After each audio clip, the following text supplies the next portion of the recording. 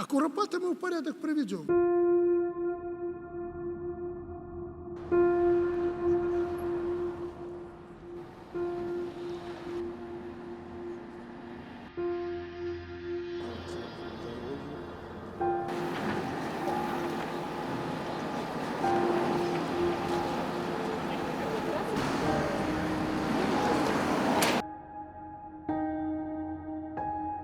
И чтобы демонстрации вот с этими крестами по периметру тоже не было. Ну зачем вы повыставили там эти белые кресты?